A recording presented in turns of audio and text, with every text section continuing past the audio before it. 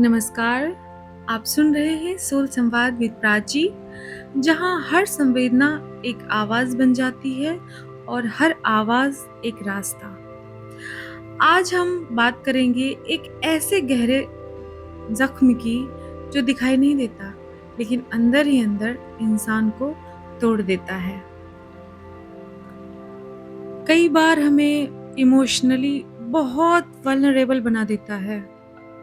ये एक ऐसी बात है जो हम सब ने अपनी लाइफ में कभी ना कभी सुनी होगी या शायद खुद से भी कही होगी। वो है जब कोई आपको डायरेक्टली बोलता है कि तुम बहुत बुरे हो या तुमसे ज्यादा बुरा कोई है ही नहीं। There is no one worse than you. और अब जरा इमेजिन कीजिए, अगर ये बात आपको 10 लोगों के बीच में या किसी ग्रुप में कही जाए, हाउ डज दैट फील? ये तो बहुत ह्यूमिलेटिंग हो सकता है ना? तो आइए इसे समझते हैं। जब कोई आपको पब्लिकली शेम करने की कोशिश करता है, वो भी इतने अपमानजनक शब्दों के साथ, तो सबसे पहले आपको कैसा लगता है? आपको गुस्सा आ सकता है, निराशा हो सकती है और कभी-कभी तो आप खुद पर शक करने लगते हैं। आप सोचते हैं, मैंने ऐसा क्या किया? क्या मैं सच में इतना बुरा हूँ? ये फीलिंग्स बिल्कुल नॉर्मल है। हम सब इंसान हैं और हमें पॉजिटिव फीडबैक पसंद होती है। लेकिन जब क्रिटिसिज्म, खासकर जब वो अनफेयर हो और पब्लिकली दी जाए, तो ऐसा लगता है जैसे हमारी सेल्फ वर्थ पर हमला हुआ हो। एक बात यहाँ याद रखनी बहुत जरूरी है, जिस व्यक्ति ने ये बात कही है, उसकी इंटेंशंस क्या थी? क्या वो सच में कुछ कंस्ट्रक्टिव कहना चाहते थे या उनका असली मकसद सिर्फ आपको डिसरिस्पेक्ट करना या एम्बैरेस करना था? ज्यादातर मामलों में, या फिर ऐसा बोलें कि अगर पब्लिक स्टेटमेंट्स का मकसद ही आपको नीचा दिखाना होता है, इससे ज्यादा हम कुछ कह नहीं सकते। साइकोलॉजी क्या कहती है? आपको पता है लोग ऐसा क्यों करते हैं? अक्सर ये बात आपके बारे में उतनी नहीं होती जितनी उनकी अपनी इनसिक्योरिटीज, अपनी फ्रस्ट्रेशंस या अपनी सुपीरियर कॉम्प्लेक्स के बारे में होती है। वो शायद अपनी पावर दिखाना चाहते हैं या अपनी कमियों से ध्यान हटाना चाहते हैं, या हो सकता है कि वो बहुत बुरे दिन से गुजर रहे हों और उनके टारगेट आप बन गए हों। ये उनकी प्रॉब्लम है, आपकी नहीं। लेकिन ये सब जानने से भी उस पल की मुश्किल कम नहीं होती है ना? जब आपके सामने 10 लोग खड़े हों और आपको कोई भी पॉइंटेडली अटैक करे, तो काम रहना बहुत मुश्किल होता है। तो आपका पहला कदम क्या होना चाहिए? ऐसे में सबसे पहले क्या करना चाहिए? एक गहरी सांस लें, थोड़ी देर के लिए रुक जाएं। हालांकि ये नेचुरल है। अगर हमारे ऊपर कोई उंगली करता है, कोई भी पॉइंटेड आउट करता है, तो हमें झटका सा लगता है, क्योंकि हम इसके बारे में सोच नहीं रहे होते, हमें पता नहीं होता है। तो हम वैसे भी एक पल के लिए रुक जाते हैं। लेकिन साइकोलॉजी भी यही कहती है कि उस पर इमीडिएटली रिएक्ट ना करें। इस पॉज से आपको 2 चीजें मिलेगी। फर्स्ट है कंपोजर। ये आपको अपनी तुरंत की भावनात्मक प्रतिक्रिया, जैसे गुस्सा, आंसू या डिफेंसिव होना, इसको कंट्रोल करने में मदद करता है। सेकंड है ऑब्जर्वेशन। ये आपको सिचुएशन को समझने का समय देता है। आसपास कौन लोग सुन रहे हैं, उनकी प्रतिक्रिया क्या है, क्या वो अनकंफर्टेबल है, क्या वो चुपचाप जज कर रहे हैं। याद रखिए, उस पल में साइलेंस कमजोरी नहीं है, ये कंट्रोल का एक बहुत पावरफुल स्टेटमेंट है। और अगर आप शांत हैं ना, और आप ये सब चीज ऑब्जर्व कर रहे हैं, तो आप ये समझिए कि आपको हर एक इंसान के चेहरे से दिखेगा, क्योंकि आप उस वक्त हताश और निराश होते हैं। आपको क्या दिखाई देता है? सिर्फ ये कि इतना बुरा तो नहीं हूं मैं। बाकी आपका कोई उस वक्त सपोर्ट में कोई आता ही नहीं है, क्योंकि वो जो 10 लोग होते हैं ना, उनका अपना कोई नैरेटिव नहीं होता है, उनकी अपनी कोई थॉट प्रोसेस नहीं होता है। वो उनका, अगर आप कुछ अचीव करते हो तो तालियां बजाने में भी शर्म नहीं करेंगे, और अगर आप कुछ भी गलत, 1% गलत होता है, तो उसमें पॉइंट आउट करने में भी टाइम नहीं लगाएंगे, 10 जगह बातें बनाएंगे। उन लोगों की आपकी लाइफ में कोई वैल्यू नहीं होनी चाहिए, पहली बात तो। और अगर आपको जवाब देना है, तो हमेशा गरिमा के साथ जवाब दें, क्योंकि आपको उनकी तरह नीचे गिरने की जरूरत ही नहीं है। अब हम बात करते हैं कि हम जवाब कैसे दें। आपको जवाब देना होगा, क्योंकि पॉज के बाद की साइलेंस को कभी कभी एक्सेप्टेंस समझा जाता है। लेकिन आप जवाब कैसे दें बिना उनकी बराबरी पर गिरे? यहाँ कुछ स्ट्रैटेजीज हैं जो आपके सिचुएशन और पर्सनालिटी के हिसाब से सही है। हो सकता है कि कोई पर्सन ऐसा हो जो आपके बहुत क्लोज हो। आप उनसे शांत में पूछ कर सकते हैं। आप उन्हें कह सकते हैं कि मुझे अफसोस है कि आप ऐसा सोचते हैं। क्या आप बता सकते हैं कि आपको ऐसा क्यों लगा?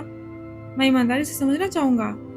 अगर आप इस बात को लेकर मेरे बारे में इतने बड़े निष्कर्ष पर पहुंचे, खासकर सबके सामने, this force them to either give a baseless explanation or they have to back down. ज्यादातर बुलीज अपनी निराधार बातों को जस्टिफाई करने को एकदम उसको करने पे कमजोर पड़ जाते हैं। सेकेंड ऑप्शन क्या है? अपनी सीमाएं तय कर लें। आप इस तरह से बोल सकते हैं, मैं आपकी चिंता की कद्र करता हूँ, लेकिन मुझे नहीं लगता कि यह बात आपको सबके सामने करनी चाहिए। ये इतना भी चर्चा करने वाली विषय नहीं थी। अगर आपको मुझसे कुछ कहना है तो हम अकेले में बात कर सकते हैं। This is a clear assertive boundaries. आप कह रहे हैं मेरा चरित्र आपकी पब्लिक डिबेट का विषय नहीं है। थर्ड ऑप्शन है, अपने जो ग्रोथ माइंडसेट है उसके साथ स्वीकृति जरूरी है। अगर मेरे किसी काम या बात से आपको या किसी और को ठेस पहुंची है तो मुझे बहुत खेद है। मैं हमेशा सीख रहा हूँ और एक बेहतर इंसान बनने की कोशिश कर रहा हूँ, लेकिन शायद सबके सामने इस पर चर्चा करना सबसे कंस्ट्रक्टिव तरीका नहीं है इसे सुलझाने का। This take the high road. आप अपनी मैच्योरिटी दिखा रहे हैं और गलती को स्वीकार करने की इच्छा अगर कोई है तो, लेकिन साथ ही उनके खराब व्यवहार को भी सबटली पॉइंट आउट कर रहे हैं। अगर आप इसे फिलोसॉफिकल तरीके से देखते हैं तो आप इस तरह से बोल सकते हैं, वेल, ये आपकी ओपिनियन है और आपको इसका पूरा हक है। जहां तक मेरी बात है, मैं अपनी वर्थ जानती हूँ और मैं जैसी हूँ उसमें कंफर्टेबल हूँ। मुझे लगता है कि लोग दूसरों को नीचा दिखाने की कोशिश करते समय अपने बारे में ज्यादा बताते हैं। This is a powerful statement. आप मूल रूप से कह रहे हैं आपके शब्द आप पर ही रिफ्लेक्ट करते हैं, मुझ पर नहीं। ये फोकस वापस उन पर शिफ्ट कर देता है, क्योंकि एक्चुअली ये सबसे देखा जाए तो सबसे उचित है। क्योंकि जो हमारे ऊपर उंगली उठाता है ना, वो अपनी फ्रस्ट्रेशन को कम करता है। वो वैसा होता है। तो फिर हमें ये जानना है कि अब चलो वो सब तो ठीक है, फिर आगे? यहाँ हमारा गोल बहस जीतना या उन्हें गलत साबित करना नहीं है। हमारा गोल है अपनी गरिमा बनाए रखना, क्योंकि हम अच्छे हैं ना। कहने को हम भी बहुत कुछ कह सकते हैं, क्योंकि हम उन लोगों के बारे में भी जानते हैं। पॉइंट आउट वही करता है जो हमारे बारे में थोड़ा सा जानता है। पूरा जानने वाला इंसान ऐसा कर नहीं सकता है। और वो इंसान इतना नीचे गिरा हुआ होता है, तो हम अपनी गरिमा तो बना के रख ही सकते हैं। हम उनके लेवल पर तो नहीं गिर सकते ना। तो हमको ये दिखाना है कि आपको जो आप दिखाते हैं कि आपको आसानी से परेशान नहीं किया जा सकता। आप जो बोल रहे हो ठीक है, ओके। अपने नैरेटिव को कंट्रोल करना। आप उन्हें ये तय नहीं करने देते हैं कि इंटरेक्शन कैसे चलेगी। मैच्योरिटी दिखाना। आप एक नकारात्मक स्थिति को ग्रेस के साथ संभालते हैं। बुली को निहत्था करना। जो ये बुलीज होते हैं ना, उनकी प्रतिक्रिया पाने पर पनपते हैं। जब आप उन्हें वो ड्रामा नहीं देंगे तो वो उम्मीद करते हैं, वो ड्रामा की उम्मीद करते हैं, लेकिन जब आप उन्हें नहीं करते तो वो फिर रुक जाएंगे। वो क्या ही करेंगे, उनको आगे कुछ समझ ही नहीं आता है। और आपको पता है, आपके आसपास के वो 10 लोग सब कुछ ऑब्जर्व कर रहे होते हैं। आपका शांत, आत्मविश्वासी और गरिमापूर्ण जवाब आपके चरित्र के बारे में बहुत कुछ बताएगा, किसी भी गुस्से वाले जवाब से कहीं ज्यादा। वे आपके कंपोजर का सम्मान करेंगे, ना कि हमलावर के आधारहीन हमले का। हालांकि ये सब कहने की बात होती है, कुछ लोग क्या ही बताएं क्या होते हैं, उनको कोई लेना देना नहीं था इन सब चीजों से। इन लोगों को कोई फील भी नहीं होता। बाय द वे, क्या करना है हमें हीलिंग के साथ आगे बढ़ना है। ठीक है, तो वो पल तो बीत गया, लेकिन उसका दर्द अभी भी हो सकता है। अब क्या करें? फर्स्ट आप सेल्फ केयर। इस घटना को आपको डिफाइन ना करने दें। किसी भरोसेमंद फ्रेंड, फैमिली के कोई मेंबर या मेंटर से बात करें, ऐसे किसी व्यक्ति से जो आपको पर्सपेक्टिव और सपोर्ट दे सके। सेकेंड ऑप्शन क्या है? रिफ्लेक्ट। घटना के बारे में सोचें, क्या उनकी क्रिटिसिज्म में कोई छोटी सी भी सच्चाई थी, भले ही गलत तरीके से दी गई हो? अगर हाँ, तो आप उससे क्या सीख सकते हैं? अगर नहीं, तो फिर उसे जाने दें और बार बार दिमाग में उसे दोहराएं नहीं। थर्ड है रिक्लेम योर पावर। खुद को अपनी स्ट्रेंथ, अपनी अचीवमेंट्स और उन लोगों की याद दिलाएं जो वास्तव में आपकी परवाह करते हैं। आपकी वर्थ किसी एक व्यक्ति की एक नकारात्मक टिप्पणी से तय नहीं होती। Set boundaries for the future. अगर वह व्यक्ति आपकी लाइफ का एक नियमित हिस्सा है, तो सोचिए कि आप भविष्य में उनके साथ कैसे इंटरेक्ट करना चाहते हो सकता है इसका मतलब हो कांटेक्ट कम करना या हमेशा एक पहले से तैयार रिस्पॉन्स रखना। आप अपने शब्दों से कहीं ज्यादा, आप उन लोगों के शब्दों से कहीं ज्यादा हैं।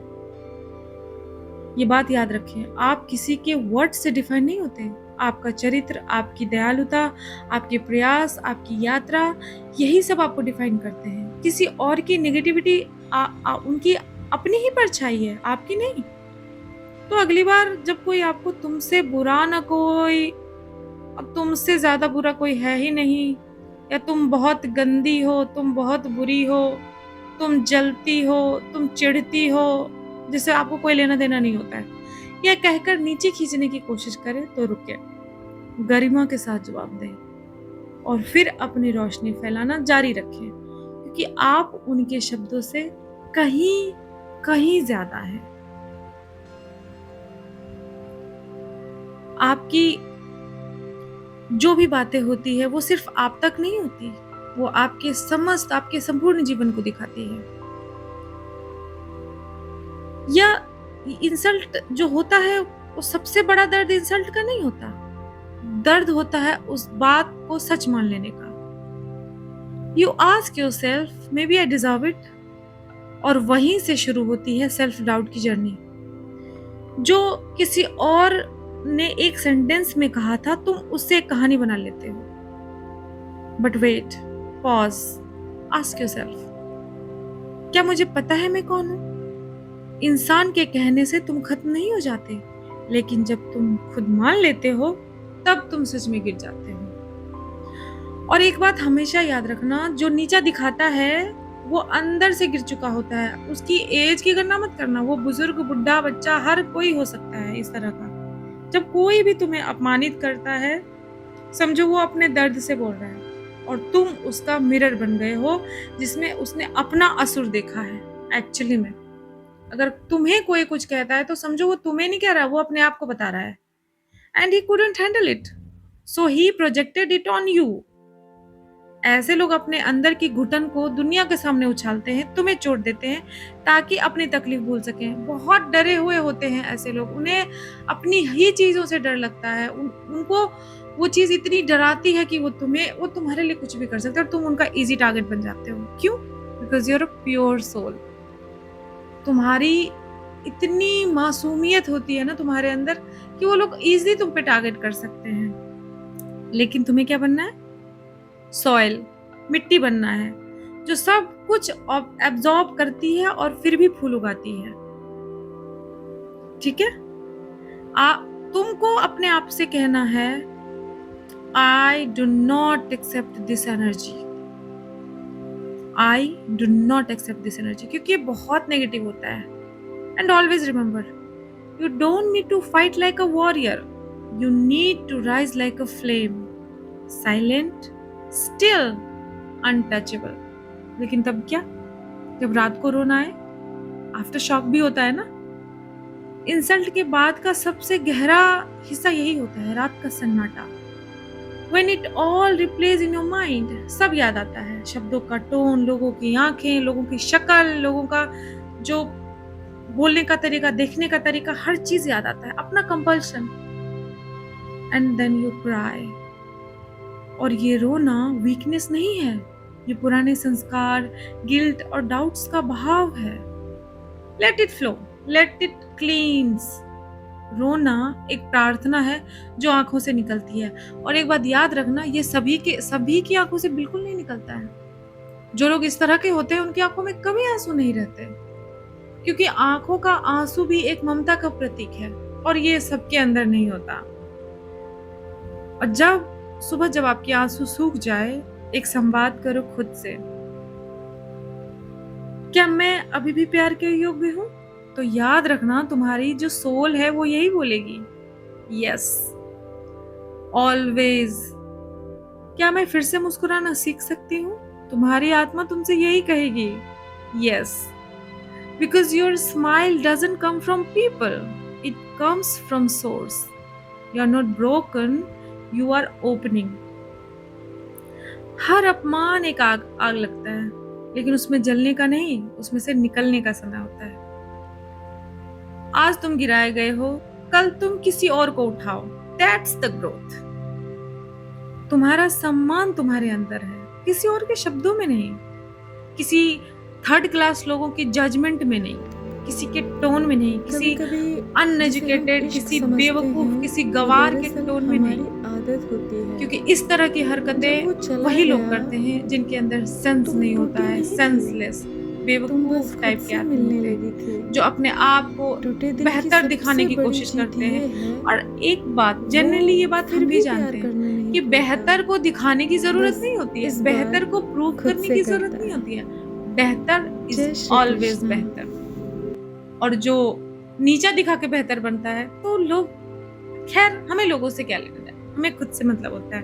Because we are a pure soul, we are sacred, untouched, unfinished. हम बहुत बेहतर हैं, वी आर द बेस्ट।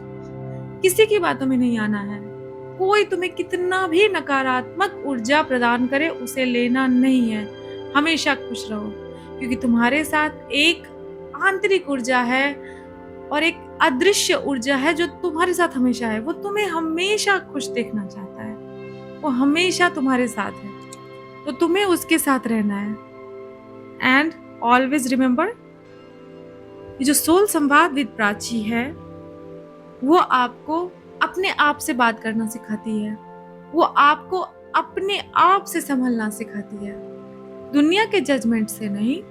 आप बहुत अच्छे हो, आप सब बहुत अच्छे हो। Always remember. आज का यह संवाद ही समाप्त करते हैं। अगर आपका दिल कह रहा है कि यह बातें किसी और तक पहुंचना चाहिए, तो बिना देरी कीजिए share it with someone who is still hiding their pain. वो बहुत ऐसे हैं हमारे आसपास में जो बहुत छुप छुप के रहते हैं, डर डर के रहते हैं, लोगों के डर से, लोगों की तानों के डर से, लोगों की बातों के डर से कि पता नहीं कौन क्या बोल देगा। डोंट वरी, ईश्वर सबका है और आपका भी है। आप भी उसी ईश्वर के अंश हैं। आज वो चौड़ा होके बोल रहे हैं, रुक जाइए, थोड़े दिन रुक जाइए, वक्त दीजिए, और आप ये बात याद रखिएगा कि वो वक्त उसको हलाल करके रख देगा। ठीक है? So just be yourself. Stay rooted, stay radiant, stay soulful. आप सुन रहे थे सोल संवाद विद प्राची। मैं हूँ प्राची और मैं चाहती हूँ आप खुद से जुड़े, अपने आत्मा से जुड़े, क्योंकि वही हमें हमेशा सही रास्ता दिखाता है, वही हमारा अपना है। मिलते हैं अगले संवाद में। Thank you very much.